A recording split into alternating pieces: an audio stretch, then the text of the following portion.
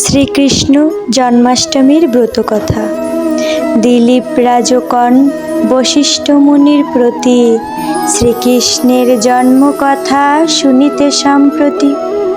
ভাদ্র মাসে কৃষ্ণপক্ষে অষ্টমী তিথিতে কিবা হেতু জনার্দন জন্মেন ধরাতে।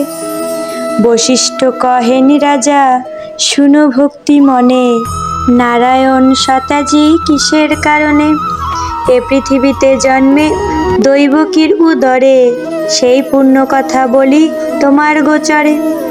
পূর্বকালে কংসাসুর নামে নরপতি, অহংকারে মত্ত হয়ে থাকি দিবারাতি। পৃথিবীর দুঃখ দশা দেখি শুলো পানি, ক্রোধেতে অধীর হয়ে কহে এই বাণী। দেবগণ চলো যাই ব্রহ্মার সকাশে, করিব উপায় আজি কংসের বিনাশে। অনন্তর মহেশ্বর দেবগণ লয়ে, গমন করিল সবে ব্রহ্মার আলয়ে। ব্রহ্মা তবে হংসপুষ্ঠে করি আরোহণ, ক্ষীরোদ সাগরে যান লয়ে দেবগণ। সাগরের তীরে স্তব করে সুরগণ, স্তবে তুষ্ট হলেন দেবনারায়ণ। কিবা হেতু করেছ হেথায় আগমন, ব্রহ্মা বলিলেন প্রভু করি নিবেদন। শিব বলে বলিয়ান ওয়ে কংসাসুর, পৃথিবীরে দেয় সদা যাতনা প্রচুর। মহেশ্বর দিল বর ভাগিনার হাতে, নিধন হইবে কংস নহে অন্য হাতে। দৈবেকী উদরে জন্ম করিয়া গ্রহণ, পৃথিবীর দুঃখ দশা করুণ মোচন। নারায়ণ বলেন দেব মহেশ্বর, পার্বতীকে সাথে দেন একটি বৎসর। কার্য শেষ হলে পুনঃ আসিবে চলিয়া, এত বলি উমা রমা সাথেতে লইয়া। মথুরার উদ্দেশ্যে যাত্রা করি নারায়ণ, দৈবকী উদরে জন্ম করিলা গ্রহণ। ভাদ্র মাসে কৃষ্ণপক্ষে অষ্টমী তিথিতে, বুধবার রোহিণী নক্ষত্র নিষাদ্ধেতে। আলোকিত করিয়া শ্রীহরি, ধরাধামে অবতীর্ণ শিশুরূপ ধরি।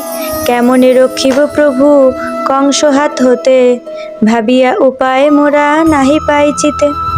অন্তর্যামী নারায়ণ অন্তরে বুঝিল, পরিধান ত্যাজি প্রভু দ্বিভুজ হইল।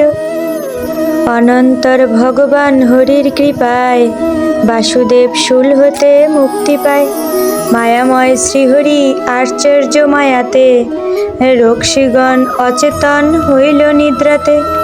সেই সময় ভগবান আবির্ভূত হন, যশোদা গর্ভেতে যোগ মায়াব্রহে জন্মলন। অন্তঃপর ভগবান কন বসুদেব, নন্দালয়ে তারে রাখি আসিতে হইবে। নন্দকন্যা যোগমায়া শ্রী ভগবতীকে, আনায়ন করিয়া দিবেন দৈবকীকে। যেই কালে বাসুদেব গমন করিল, কারাগৃহে লৌহদ্বার মুক্ত হয়ে গেল। মন্দম মেঘগণে গর্জন, মৃদুমন্দ বৃষ্টিধারা হে পতন। স্বয়ং অনন্তদেব সর্পরূপ ধরি, বাড়ি নিবারণ জন্য কৃষ্ণ সেরূপরি। ছত্রের মতন ফনা করিয়া ধারণ, শ্রী বসুদেবের সাথে তিনি করেন গমন।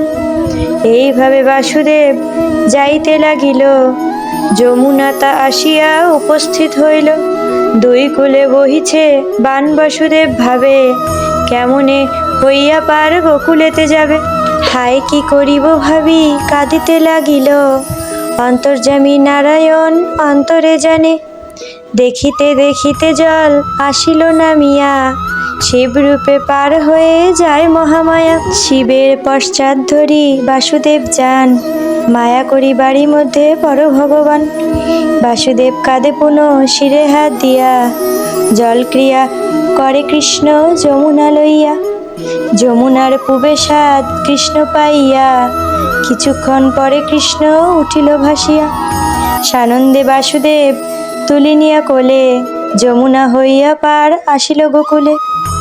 অন্তর বসুদেব আসিল নন্দলয়ে, যশোদার নিকটেতে কন্যা আছে শুয়ে। মহামায়ার প্রভাবেতে গোপ গোপী যত, কেহ কিছু নাহি জানে সবে নিদ্রাগত। যশোদা ও পুত্র কিছু না বুঝিছে, জানে কোন দৈবরূপে জনম লোভেছে। যোগমায়া রূপী কন্যা দৈবকীকে দিয়া, বন্ধন স্থানেতে বসু আসি চলিয়া। যোগমায়া প্রভাবে পুনঃ বন্ধন ঘটিল, কারাগৃহে পুনরায় আবদ্ধ হইল। মহামায়া সদ্যজাতা শিশুর মতো, প্রণিবা করি মাত্র জাগে রক্ষীগণ। এক রক্ষী কংস পাশে করিয়া গমন, দৈবকী প্রসব শিশু করে নিবেদন। বিদিত হইয়া আসিল কারালয়ে, দেখিল দৈবকী কোলে কন্যা আছে শুয়ে। ক্রোধে কংস ধরিবারে উদ্যত শিশুরে, দৈবকী কন্যাকে জড়াইয়া ধরে। অস্ত্রসিক্ত আখি নিয়ে বলে বারে বার, প্রাণ ভিক্ষা দাও রাজা কন্যারে আমার। না শুনে তার কথা পাপরূপী কংস, শিশুরে করিতে চায় চিরতরে ধ্বংস।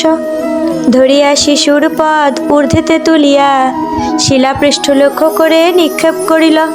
কিন্তু সেই শিশুকন্যা কংস হাত হতে, আরো ঊর্ধ্বে যায় উঠে না পড়ে শিলাতে।